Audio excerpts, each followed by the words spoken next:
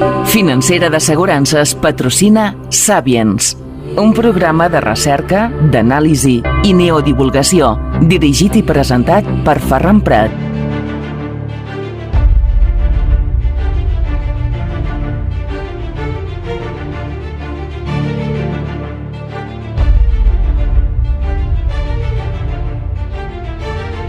Salutacions, saludos, benvinguts, bienvenidos al Sapiens. Les habla un día más su amigo Ferran Prat. Hoy tengo el honor y placer de entrevistar a una persona que es un gran colaborador y además que tiene una cantidad de seguidores que es impresionante a través de Sapiens, como es el profesor Tristán Castell de Pinós, que nos hablará de un libro.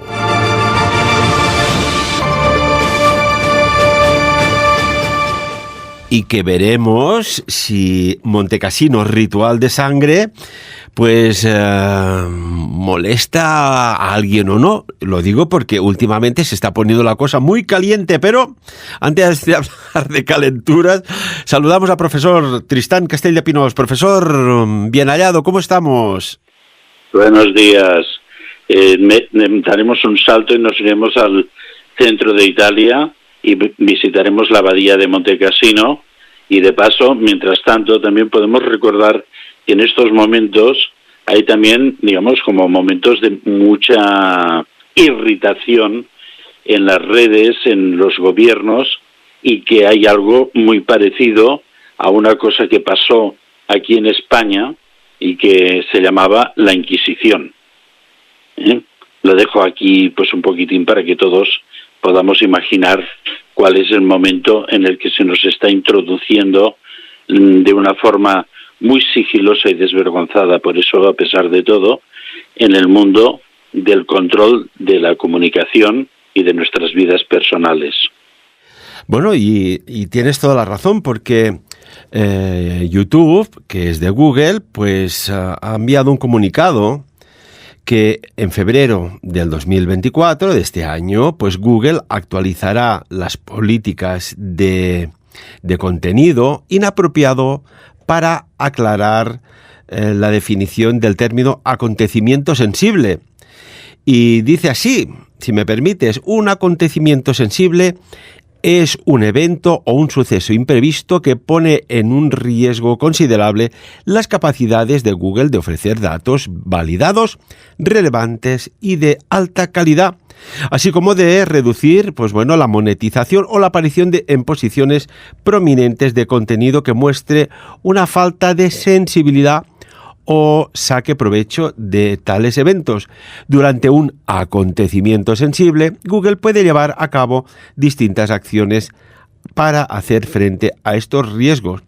Algunos ejemplos, por ejemplo, destaca de acontecimientos sensibles, son aquellos que con un impacto social, cultural o político significativo, como emergencias civiles o sanitarias públicas, desastres naturales, actos terroristas y actividades relacionadas con el terrorismo, conflictos o actos de violencia masiva. Entonces quiere decir que, por ejemplo, pues canales, programas en los cuales, pues bueno, desde radios oficiales o desde personas independientes que haces análisis sobre cuestiones de, oye, esto no me cuadra, esto puede pasar esto o aquello, y que acabe pasando o no, pues está sometido pues a un estricto control, véase, pues censura. Profesor, ¿cómo lo ve esto, lo que está pasando? Pues mira, y yo recuerdo las épocas finales del gobierno del general Franco, y que todos los universitarios, toda la gente de un cierto nivel, especialmente, como siempre, a la izquierda, que son los más chillones, por decirlo de alguna forma, pues bueno, todo el mundo protestaba por la censura, por la falta de libertad, y ahora que habíamos conseguido la libertad, ¿no? Salen con estas mindongas, pero si toda esta verborrea que apenas se entiende, los conceptos son absolutamente hiperbólicos, que no sabes exactamente qué es lo que quieren decir. No es ni más ni menos que el anuncio de una nueva Inquisición. Y esto es el frente que tenemos en estos momentos delante nuestro. Y hablo de un frente porque es, digamos, como una especie de símil, digamos, guerrero, porque lo que se nos está oponiendo es una acción contra nosotros. Y bueno, Dios nos ampare o amparémonos nosotros.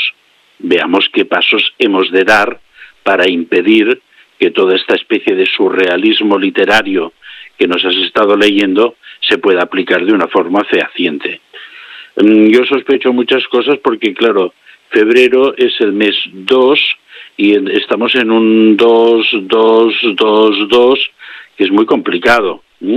Recordar que yo siempre hago símiles y voy a buscar un poco de apoyos, de afianzamientos en el mundo del tarot, que el 2 es la sacerdotisa, pero la sacerdotisa, que supuestamente es la mujer lunar sabia, sostiene entre sus rodillas un documento que pone tarot, pero que en realidad lo que debe poner, porque la mujer sabia se inspira ¿en qué? En la Torá. Y ya sabemos que los que de alguna forma están regidos por este supuesto libro, entre comillas, sagrado, ¿quiénes son?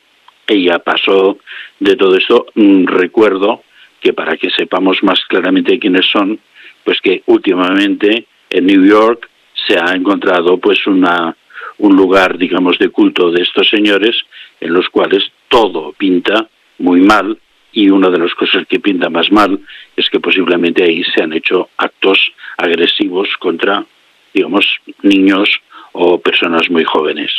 La verdad, profesor, es que estamos en un momento complejo, ¿no? Y curiosamente coincide con aperturas de portales. En el mes de febrero del año 2022 se abrió un portal Malévolo. Lo dijimos antes de que se abriera porque pues nuestras fuentes y nuestros canales informativos así parece ser que lo apuntaban, y a los meses después resulta que en febrero del 2022 Rusia invade Ucrania. Estamos en febrero del 2024, como quien dice, y fíjate cómo se mueven las cifras, ¿no? Febrero 2, como bien decías, el mes 2, y en lugar del 2022, 2024, y se abre otro portal Malévolo que va a arrasar con tantas cosas. Este 2024 va a ser sumamente complejo, ¿verdad? Ya lo dije, que es un año 8, y hablando de hoy también hablaremos un poco del poder del 8, porque alrededor de la abadía de Montecassino y de los hechos que relatamos en este libro que hemos hecho, digamos, a la limón, digamos, pulso a pulso, Felipe y yo, pues bueno, ahí también hay una aparición de un elemento muy evocativo del 8, que es Castel del Monte. Veremos si podemos llegar a describirlo y saber, ¿me entiendes?, qué es lo que pasa ahí también, porque ahí pasan cosas. Pero bueno, recordemos siempre que el 2 es 1 más 1, y por lo tanto los 2, 2, 2, 2, el 4 es 2, 2, que todo esto son 1, 1, 1, 1, 1, 1, que son las famosas claves 11, 11 de nuestros amigos, que también sabemos quiénes son, porque son los que lo utilizan.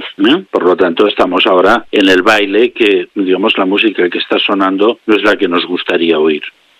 Yo no sé si tiene cierto paralelismo lo que hemos entrado en esta nueva era tan compleja, que hay tantas cosas que dicen, oiga, esto no cuadra. Lo que es curioso es que la sociedad en general, yo no sé, parece que le importa un pepino el presente y el futuro.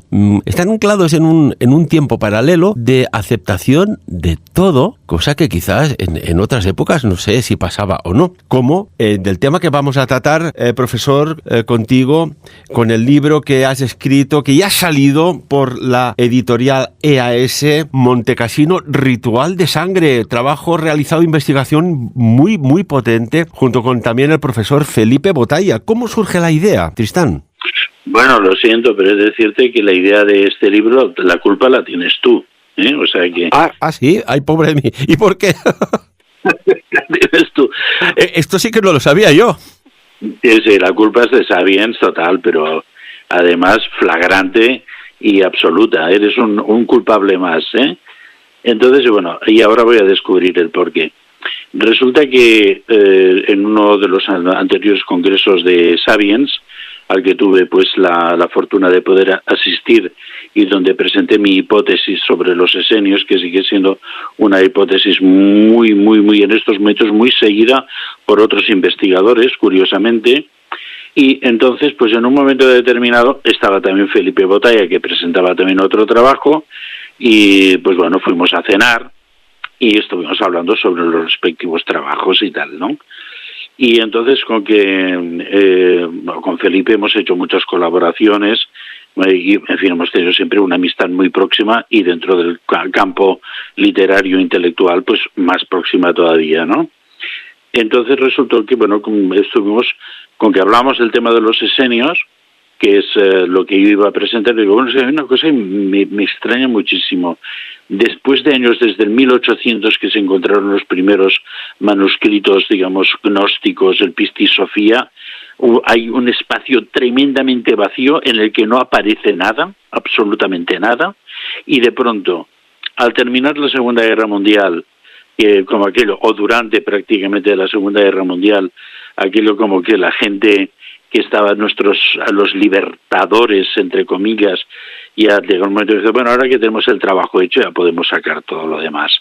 Y de pronto pues aparecen los famosos manuscritos apócrifos de Nag Hammadi en Egipto, en los cuales, pues bueno, supuestamente hay mucha gente que está comentando que hay mucho material de que fue robado o fue desviado a otras manos, que no sabemos en estos momentos quiénes son, aunque podemos imaginarnos los máximos interesados en todo en ocultar todo esto.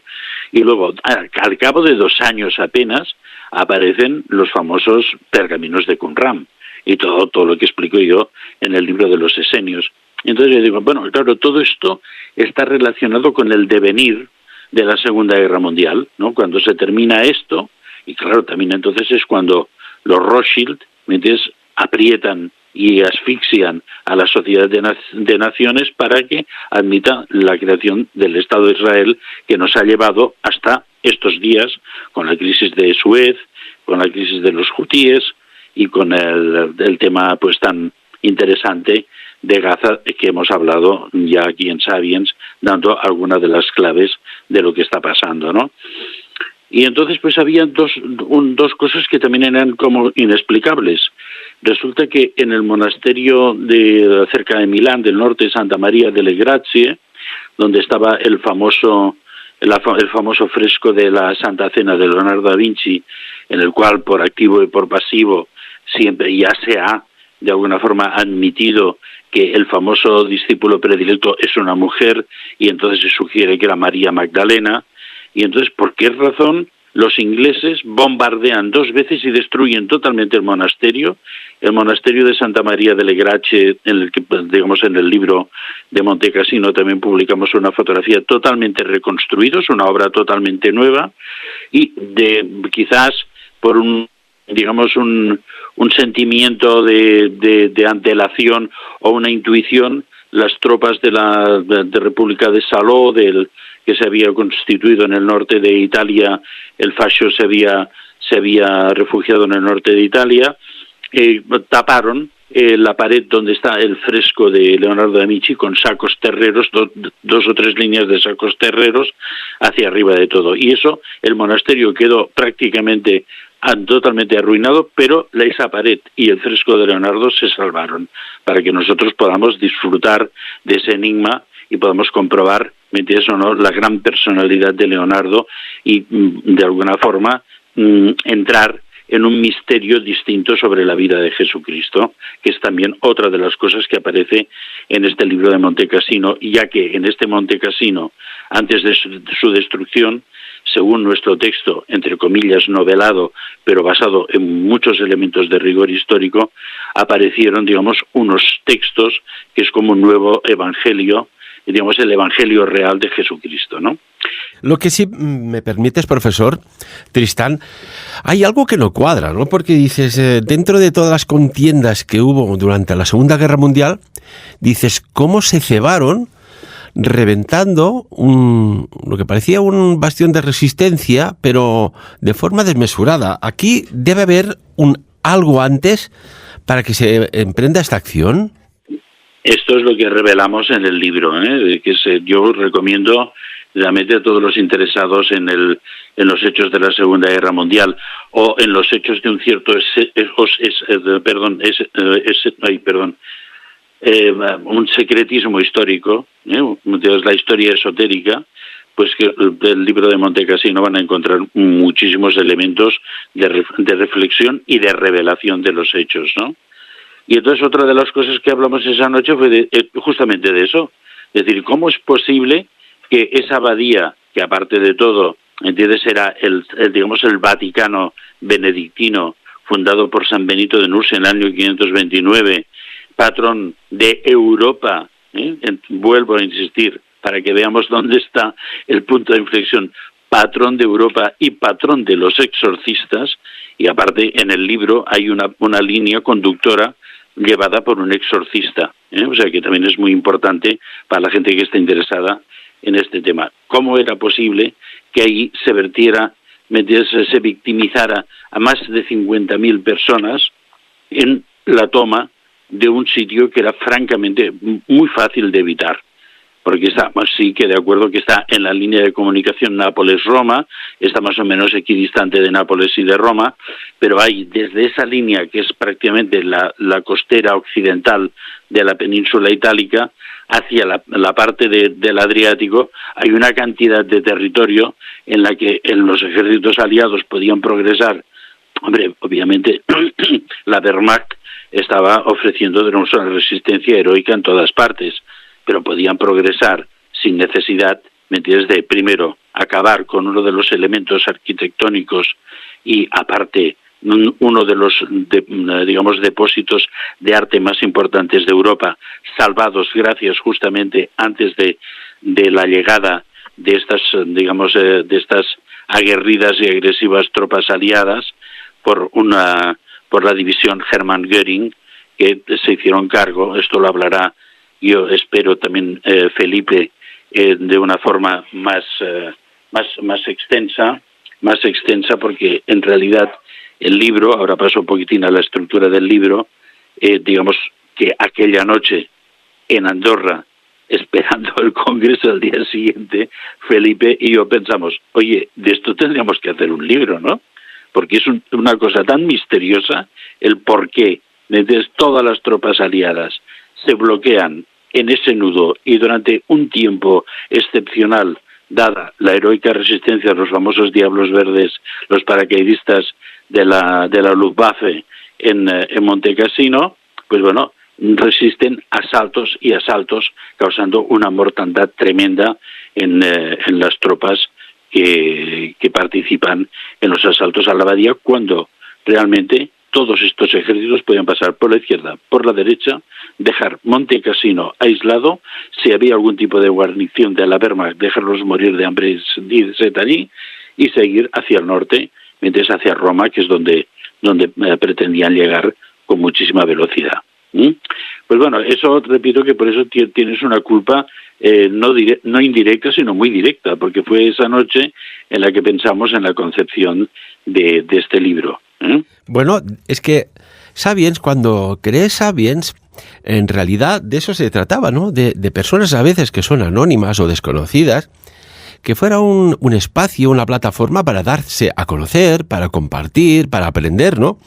Y llevamos ya, pues con este año 2024, si Dios quiere, pues tendremos 15 ediciones con un montón de años de locución de radio, y lo que ha servido, hay grandes, podríamos decir ahora, creadores de contenido que nacieron en Sapiens, que tenían un blog en su época y ahora tienen miles y miles y algunos millones de seguidores en estas plataformas digitales, ¿no? Y de eso, pues, me hace feliz. Porque ¿cuántas veces, Tristán, dices, si no hubiese sido por Sapiens, pues no hubiese conocido a Felipe, no hubiésemos hecho este trabajo de investigación y publicado este libro? Pero como vosotros, hay cientos de personas que les ha sucedido el mismo.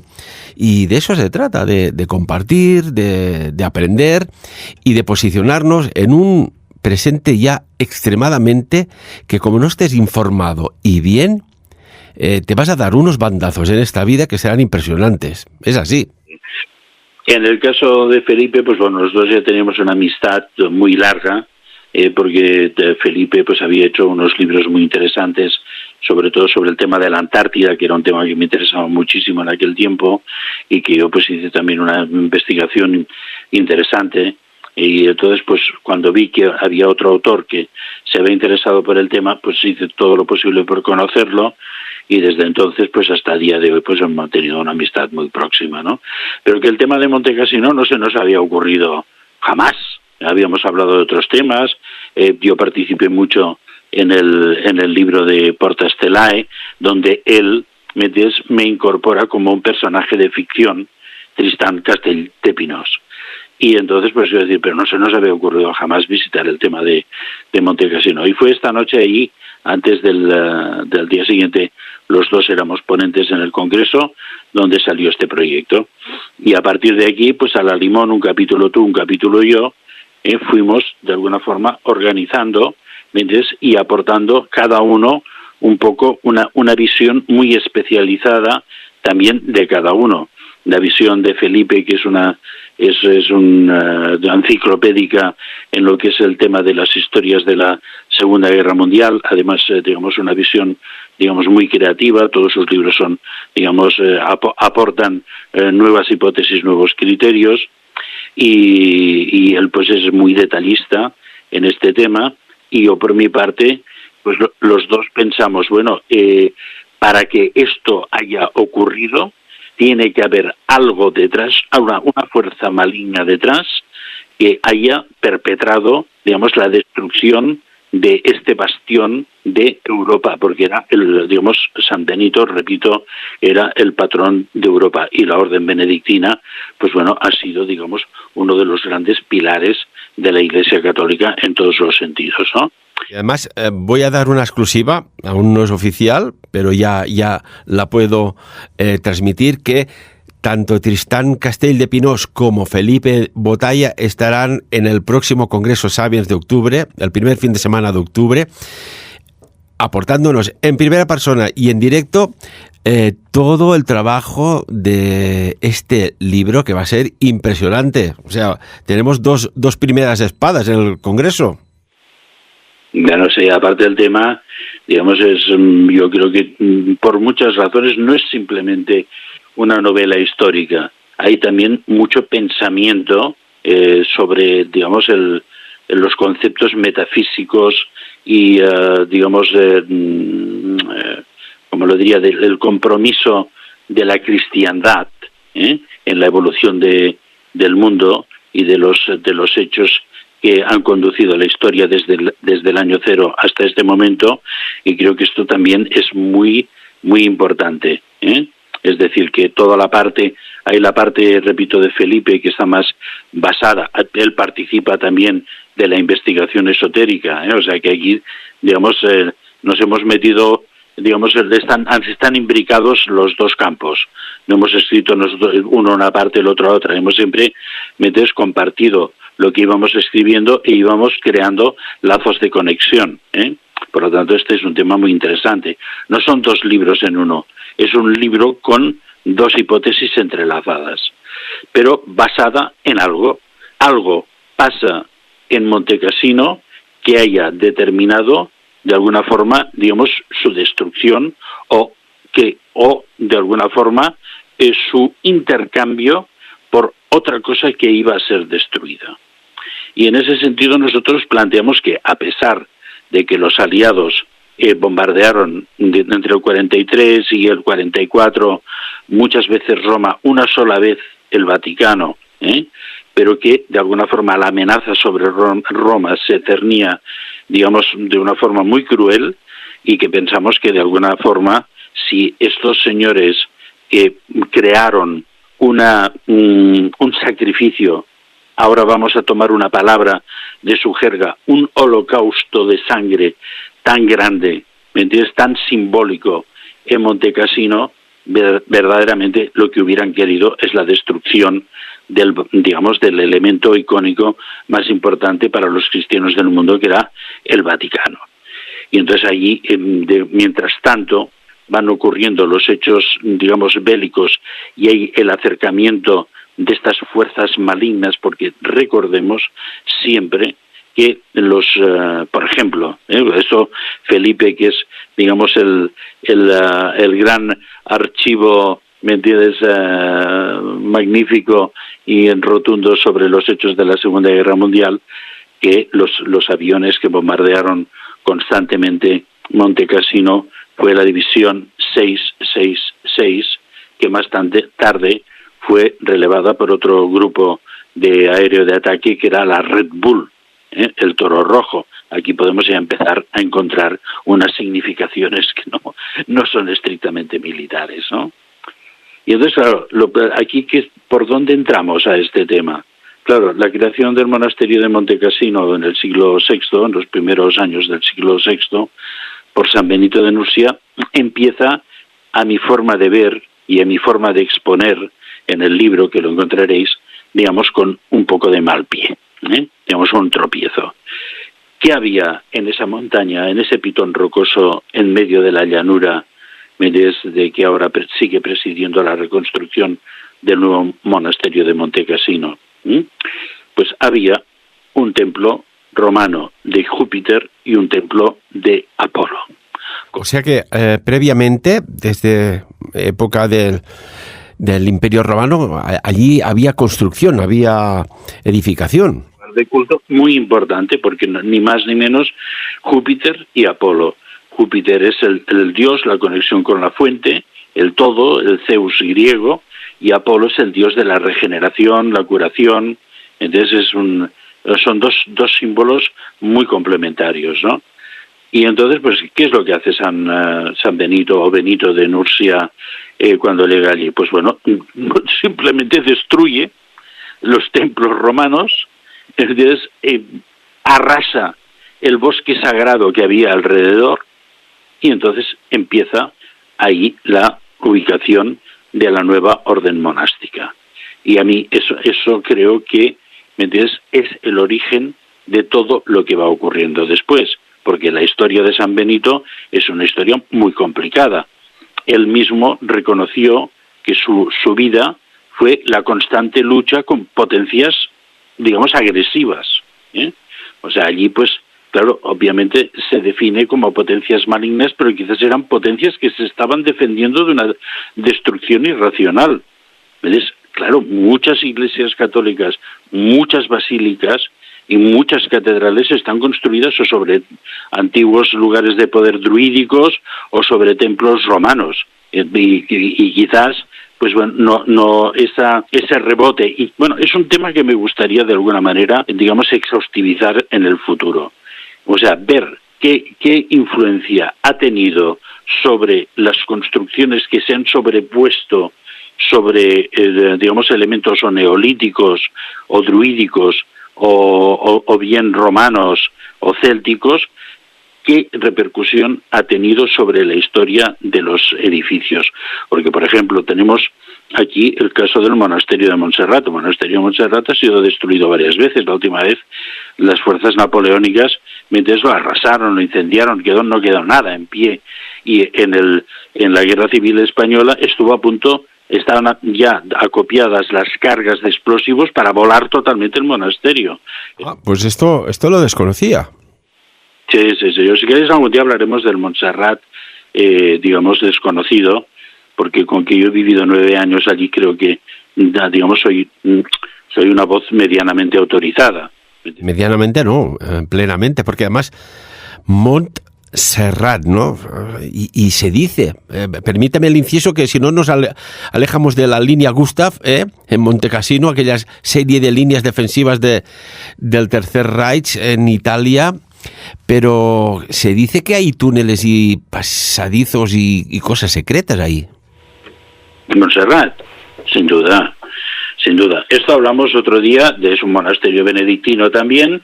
A ver, los monasterios benedictinos son un poco raritos, No sé si podremos ir entrando en más cosas, ¿no? Porque Montecassino queda ligado con otros monasterios y con otras cosas también, ¿no?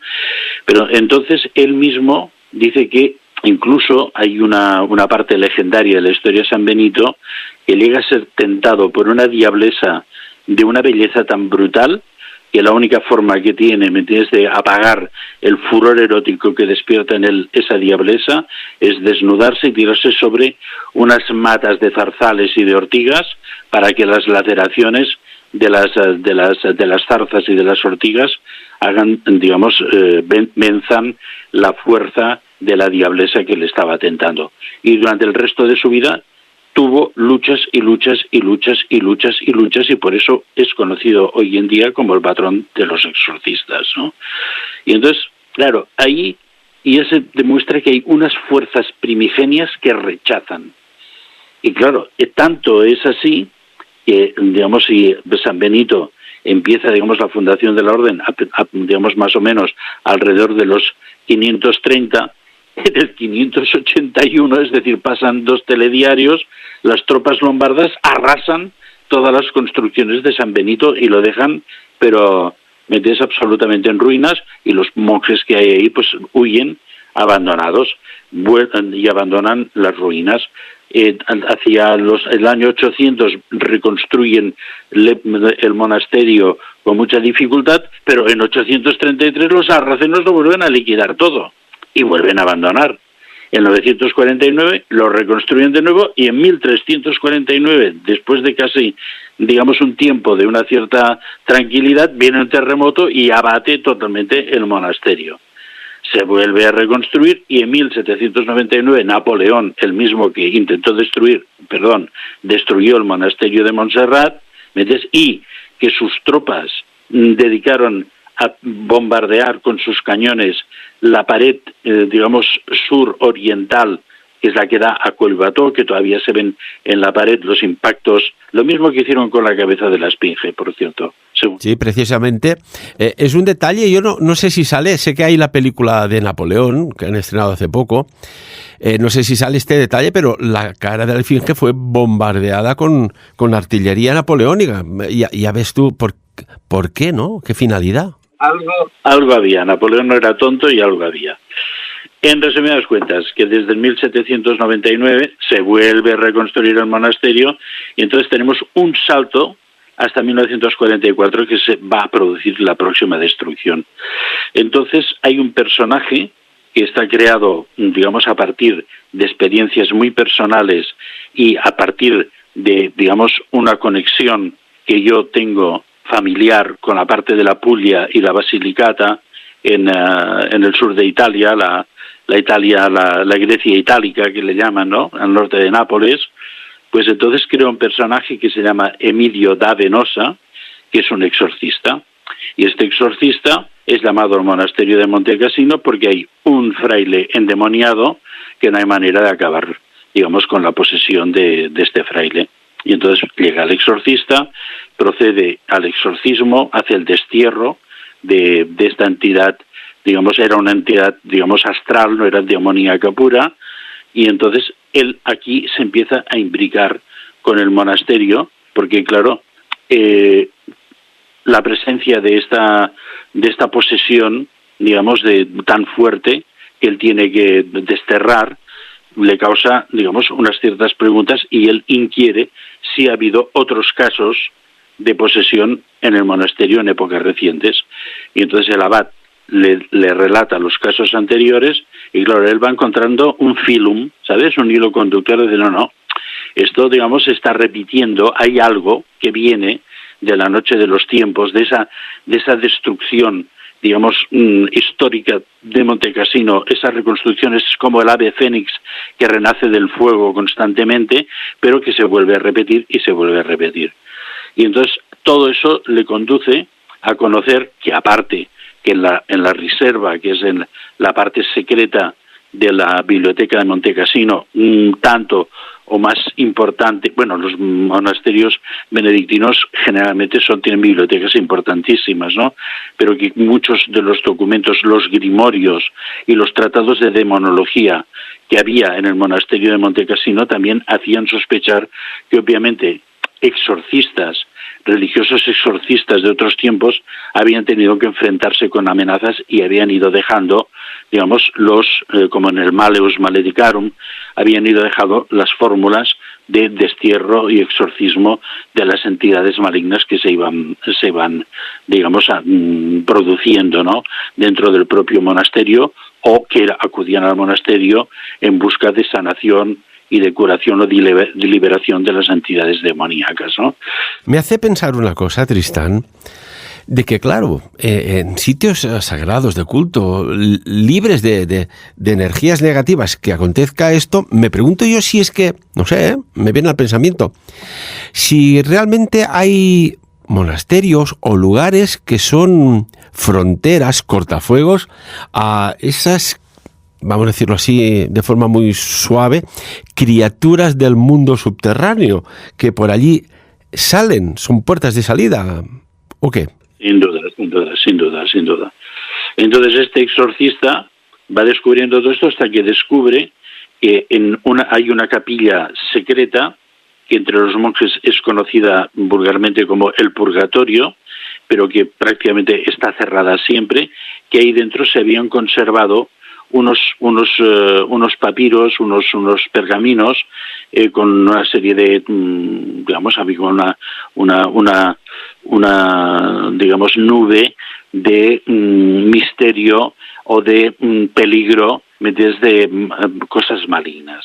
Entonces yo preguntaba, bueno, ¿y eso está todavía ahí? Dicen, no, porque los abades anteriores ya pensaron que esto era una de las fuentes de la repercusión constante de posesiones dentro del conjunto monacal, y que habían cogido todos estos materiales y los habían aparedado, cerrado con obra, y que estaba todo eso escondido allí. Entonces el exorcista dice, bueno, sí, pero eso, si está emitiendo y está dentro del monasterio, la materia no es una barrera, porque las entidades sutiles traspasan. Y entonces se produce el descubrimiento, es muy apasionante este fragmento del libro, el descubrimiento de esa zona y de esa capilla, el descubrimiento de unas ruinas romanas que están detrás de la capilla, que es una fuente también, digamos, de rechazo, y entonces en ese conjunto de documentos hallados encuentran una parte que es una Biblia satánica y una parte que es el verdadero Evangelio de Jesucristo. Y esto es absolutamente apasionante, además el relato de cómo se obtiene, y tienen que superar una llave de protección al estilo un poco de las tumbas egipcias, en la maldición de la tumba de Tutankamón. Aquí también hay una maldición, tienen que superar esto y luego tienen que manejar todo este material, ¿no? Y entonces la descripción de los materiales es muy interesante, porque por una parte aparece, digamos, como una especie de evangelio satánico. Aparecen también unas pinturas que habían estado dentro de esta capilla del purgatorio, en la cual estaba la lucha entre el bien y el mal representado por una pareja satánica y el bien representado por Jesucristo y María Magdalena. Y no paso de la descripción, porque si no vais a encontrar metidos en el libro ningún tipo de ganas de seguir, porque os lo habré explicado todo. Y entonces, pues bueno, ahí va saliendo un montón de cosas, ¿no? Una pregunta que seguro que nuestros seguidores aquí en la radio, en Sapiens, se estarán haciendo. Profesor, ¿estamos viviendo una era del mal? Que estamos viendo, pues que se están habiendo frentes por todas partes, bélicos, pero aparte se respira una extraña atmósfera muy, muy sutil, pero una atmósfera como de malestar, de estrés, de crispación continuada, de ansiedad. Todo esto atiende a algo, porque, no sé, en la década de los 70, los 80, y yo no sé si esto pasaba o no, pero parecía que había otro tipo de sociedad. Y a los hechos me remito, y quiero que hagamos todos una reflexión. ¿Por qué antes los niños y las niñas jugaban en la calle y no pasaba nada? Y ahora no puedes dejarlos jugar solos. Con esto lo estamos diciendo todo, ¿no? Sacrificios, digamos, innombrables. Y yo me di cuenta que las cosas cambiaban, porque claro, a ver, en aquellos tiempos era fácil, digamos, sentir la fascinación de todos los nuevos grupos de rock, Pink Floyd, no sé qué, King Crimson, no sé qué. Y yo me di cuenta de que ahí detrás había una fuerza satánica que lo movía todo esto, y justamente fue por un long play muy desconocido de un grupo que se llamaba Aphrodite's Child, en el que estaba Vangelis, el que después fue conocido por su especie de rock sinfónico, no sé qué, no sé cuántos, y otros digamos, músicos griegos que después fueron muy reconocidos como fuera del grupo, como, digamos, músicos creadores de sus propias líneas, digamos, de negocio, por decirlo de alguna forma, y el disco se llamaba, en una portada roja, en números negros, 666. Y era una especie, digamos, un disco doble, que era una especie de canto satánico, en el cual había, digamos, una de las caras de esos long plays, era cantado por Irene Papas, la que fue actriz de cine y también cantante, y entonces era una especie de canto al sexo satánico, ¿metes? Absolutamente brutal. Y entonces me di cuenta de que eso, ¿metes? Estaba protegido o aupado por fuerzas que iban poco a poco minando, ¿metes? La luz, y que iban poco a poco ocupando la oscuridad cada vez más. Eso hace mucho tiempo, pero eso para mí fue el start on, al igual que otro disco de Carlos Santana, que se llamaba Black Magic Woman, fue el que por contra me dio la pista para entrar en el gnosticismo de Germán Hesse, por ejemplo. ¿Entiendes? Es decir, hubo gente que también buscaba otras formas de expresión, ¿no?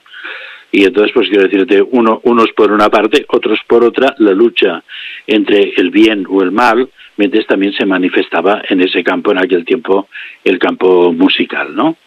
Pero esto es lo que hay, y eso ha ido creciendo, y a ver, ese foro, ¿me entiendes?, maligno, que está en ese país tan bonito, donde está la Jungfrau Hock, precisamente, y la cara norte del Eiger, pues bueno, pues es lo que ahora estamos ahí. Y esto te Más de aquellos músicos y aquellas músicas, Pink Floyd, en aquella canción Another Brick in the Wall, de Pink Floyd, repito, yo aconsejo que se mire la letra exactamente, si no se sabe inglés, que se busque el traductor, porque allí daba un mensaje muy, muy claro, y solo voy a citar dos frases de la canción, ¿no?, que es la más típica, ¿no? We don't need no education, cuando dice no necesitamos la no educación, no necesitamos la falta de control mental.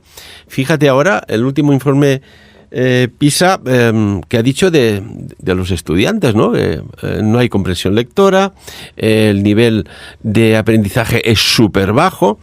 O sea, yo no sé si todo esto que todo el mundo ve, pero que parece ser que nadie quiere resolver, atiende a una agenda o una desagenda, ¿no? Y después, cuando hablábamos, y esto es cambiando un poco de tema, de vórtices de energía, ¿quién no recuerda la película Poltergeist, verdad, profesor? Allí, los que estamos metidos en estos campos, es película obligada. Sí, o Constantine, que es una de mis... Allí hay un detalle que... sale aquella famosa piscina que empiezan a flotar aquellos cuerpos, y todos pensamos que, bueno, es película, pues son réplicas de momias. Pues como que aquellos muertos, costaba mucho dinero hacerlos, son muertos, restos esqueléticos de tumbas profanadas, reales, y quizás, la gente no lo sabe, pero aquella niña tan mona que salía en la película, al poco tiempo de estrenar la película, unos meses después, es estrangulada por su exnovio, ¿no? Dices, es que hay cosas que parece que despiertes una maldición. Y ojo con el karma, siempre lo digo, ojo con el karma. profesor. En terrenos complicados, nos va a meter en terrenos complicados. Pero siguiendo un poco con la orden benedictina, y que también van tropezando con el tiempo, hay una cosa que ayer justamente tuvimos la visita de un intelectual mexicano y llevaba, digamos, como una pulsera. Y yo le digo, oye, en esa llevas una medalla que es la medalla de los exorcistas. Y dice, ¿cómo que es la medalla de los exorcistas? Esta es la medalla de San Benito. Digo, sí, pero es que la medalla de San Benito es la que utilizan y utilizamos, metes a algunas personas para hacer destierros. Y entonces dice, bueno, ¿y eso cómo es posible? Y bueno, pues resulta que es muy curioso que en el 1647, en un juicio contra unas brujas en Alemania, en Baviera, hecho en una abadía que se llamaba San Miguel Metten, en Daggendorf, pues hacen un juicio a unas brujas y ellas dicen que el monasterio es un monasterio que está embrujado también. Y entonces les preguntan, claro, ¿cómo puede estar un monasterio benedictino embrujado? Dice, sí, porque cuando nosotros intentamos atacarle, hay unas cruces y unas palabras que nos repelen. Dice, ¿cómo que unas cruces y unas palabras? Entonces empiezan a buscar en el monasterio y encuentran un pergamino del 1400 y pico que explica cómo se ha de hacer una medalla de destierro basada en las instrucciones de San Benito, ¿no? Y entonces a partir de ahí se empieza a hacer esta medalla de destierro, que está perfectamente explicada en el libro, todos los significados de todas las inscripciones que hay en la medalla son un poco crípticas, y a partir de aquí el padre Gabriele Amort, el mentado y absolutamente heroico exorcista Gabriele Amort, fue el que dijo que para que el exorcismo con la presentación del crucifijo al endemoniado fuera 100% efectiva, él iba a acoplar en el crucifijo la medalla de los exorcistas, la medalla de San Benito, ¿no? Pero aquí fíjate que son unas brujas las que de alguna forma delatan, ¿me entiendes?, dónde está eso, ¿me entiendes? Y otro tropezón de la orden benedictina, la creación de la Biblia del Diablo. No sé si conocéis algo de la Biblia del Diablo. Durante mucho tiempo fue considerado como una de las maravillas del universo. ¿Y por qué es la Biblia del Diablo, no? Se llama actualmente, digamos, el nombre técnico es el Codex Gigas y se conserva en Estocolmo por una larga historia de posesiones desgraciadas de este gigantesco libro, porque es un libro con hojas de pergamino, muchas de ellas vitela, que es el pergamino de muy fino de animales, digamos, que mueren en el parto, y queda esta piel tan fina, era muy apreciada por los que hacían los cantorales en la Edad Media sobre pergamino. Y entonces la historia de este código nace también en otro monasterio benedictino, pero que en esta vez está en Chequia y tiene un nombre casi impronunciable, ¿no? Potlatchique, ¿eh? Y entonces en este monasterio resulta que hay un monje díscolo, no sabemos por qué tipo de pecados fue juzgado, pero en aquellos tiempos la disciplina monástica podía incluir pena de muerte, ¿no? De todos tipos, desde el empalamiento hasta cualquier otro tipo de historia, ¿no? Y en este caso, Germán es condenado a ser emparedado vivo, ¿eh? Y por eso se le conoce también como Germán inclusus, ¿no? O sea, el recluso, el realmente, digamos, emparedado como un bocadillo, ¿no? Y entonces el pobre pide clemencia y le dicen que no, y entonces dicen, bueno, me daréis la libertad si yo en una noche hago el libro más importante de la historia de la cristiandad.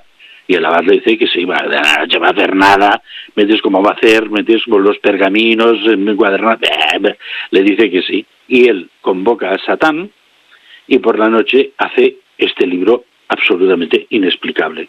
¿Qué tiene de inexplicable? Bueno, empezando por el tamaño, tiene 1 metro por 50 de ancho 1,25 de grueso y pesa 75 kilos. Hasta aquí no pasaría de ser simplemente nada, una cosa excepcionalmente gruesa, pero es que todas las páginas están iluminadas y con una caligrafía perfecta, hecha por la misma persona, porque hay estudios en estos momentos que han dicho, este libro hecho por una persona sola, porque la caligrafía es siempre la misma, manual, hubiera tardado 30 años en hacerse. Y las páginas están totalmente iluminadas a tintas policromáticas con una gran riqueza, y una de las láminas más grandes hay un retrato del diablo.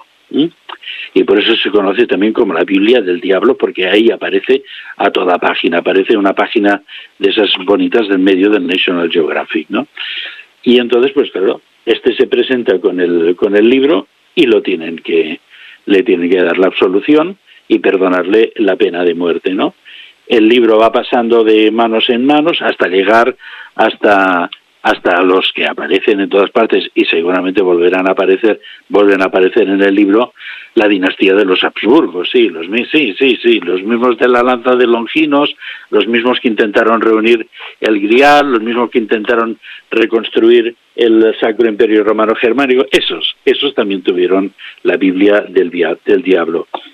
Pero al final, ¿me entiendes? Por esas guerritas, pues resulta que estaba en poder de Rodolfo II de Habsburgo, pierde una batalla, y uno de los botines de la batalla es el Codex Gigas, que es llevado por los suecos, que son los que son sus enemigos, es llevado a Suecia y regalado a la reina Cristina, que era en aquel tiempo, digamos, un poco vikinga y poco cristiana, y a partir de tener el Codex Gigas se convierte al catolicismo.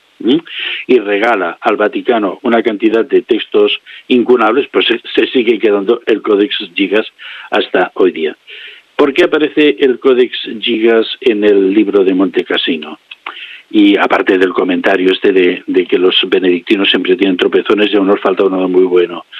Pues porque entre los papeles, los legajos y el Evangelio satánico se encuentran unas páginas que no aparecen en el Codex Gigas, que llegan misteriosamente al monasterio de Monte Cassino. Me parece, profesor Tristán Castell de Pinós, de que tendremos que hacer una segunda parte, porque nos quedan 2 minutos de esta parte en la que has trabajado y has plasmado en el libro Monte Cassino, Ritual de Sangre. Sí. Bueno, terminamos con el Codex Gigas. ¿En 2 minutos? Sí, nos quedan cosas interesantes para decir, que bueno, si no, nos veremos en el Congreso, pero bueno, tampoco quiero dejar a nuestros oyentes, a nuestros amigos, ¿me entiendes?, con la boca abierta sin terminar la exposición, porque todo es muy interesante. Pues haremos una segunda parte de esta primera parte, que me recuerda un poco a las frases de los hermanos Marx, ¿no? Haremos una segunda parte de la primera parte, porque la primera parte han quedado maravillados esperando la segunda parte. Sí. Pues bueno, pues en resumidas cuentas se encuentran unas páginas en las cuales hay los retratos de otras entidades demoníacas, Dantalión y todos los demás. Entonces, dices, claro, ¿cómo es que la Biblia del Diablo, la única, imagen que tiene el diablo, que es a toda página, pero parece un poco cachondo el diablo, no parece nada, es muy terrorífico? En cambio, las otras deidades que están apartadas y que se encuentran en estas páginas en el monasterio de Monte Cassino son las verdaderas entidades satánicas, aterrorizantes, ¿no? Y entonces, pues bueno, aquí llegamos con el Codex Gigas y seguiremos, porque hay muchas otras cosas que son otro monasterio en el que hay otra clave satánica ligada al monasterio benedictino, que esto explicaremos el qué y el cómo, y que también es una cosa excepcional en el mundo de las representaciones artísticas de Europa. Hablaremos de Castel del Monte, tan ligado a mi familia, y en la cual pues hemos tenido una experiencia muy parecida a las comentadas en el libro, que también es muy importante, porque aparte que con que estamos en un año 8, pues descubriremos que hay una conexión con Castel del Monte. Me gustaría mucho coger un vuelo de Ryanair e irme allí a activar ahora. Eso es lo que me gustaría. También he de decir a nuestros amables oyentes que Ferran y yo admitimos regalos de este tipo. Un billete de avión para ir a ver el nuevo Museo Egipcio del Cairo, un billete de avión para irse a la Basilicata y a la Puglia a ver el Castel del Monte y activar la fuerza del 8, digamos, contra el digamos la fuerza torsional del 8, que es el 0 retorcido, que se está en estos momentos trabajando por las entes negativas para oponerse. O sea que todos los que quieran hacernos este regalo, a nosotros ya sabéis que tanto Ferran como yo y mi esposa Olga, por descontadísimo, entonces estaremos encantados. Y bueno, si queréis venir con nosotros, vamos, O sea, yo no añado ni quito nada a esto, pero la verdad es que, profesor, yo no sé si valía la pena, y como decías al principio de la entrevista, si rodeando Montecassino quedaba aislado aquel montículo, ¿por qué murieron aproximadamente 55.000? Poca broma, 55.000 soldados en una extraña batalla de desgaste. Muy extraño. Profesor, haremos una segunda parte de esta primera parte, ¿eh? No me cabe la menor duda. Bueno, seguiremos con el misterio, y así podremos dar la ocasión de encontrarnos con nuestros queridos oyentes, y muchos, he tenido la suerte de recibir contactos y de conocer presencialmente a algunos de nuestros oyentes de Sapiens. Y entonces, las personas que me han venido son de una valía moral, intelectual, y en estos momentos hemos cerrado un círculo de amistades, y entonces quiero decirte, tenemos un programa muy bonito que se llama Aurea Catena, que debe estar en los archivos de Sapiens, en los que propongo que como resistencia a esta asfixia vayamos creando pequeñas células de resistencia. Bueno, yo hace tiempo que digo, hice unos programas, un verano, sobre bushcraft, ¿no? Supervivencia en estado puro, ¿no? Y estaría bien hacer programas de supervivencia en el monte, pero también en las ciudades, que es mucho más complejo, cómo alimentarse, cómo sobrevivir a, eventos anómalos, digámoslo así. Profesor, como siempre, muchísimas gracias. Gracias a ti, Ferran. Y amigos y amigas, ya veis que hablar con el profesor Tristán Castelldepinós, hay momentos que uno, al menos yo, me teletransporto o visualizo, o es visión remota, salida astral, pero ves todo lo que va explicando. ¿Por qué? Pues no lo sé. Que cada uno saque sus propias conclusiones.